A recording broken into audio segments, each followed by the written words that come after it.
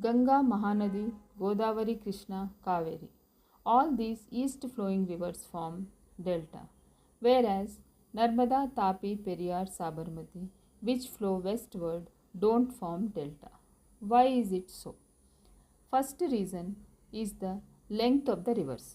All east flowing rivers travel long distance and carry huge sediments, whereas west flowing rivers' length is shorter.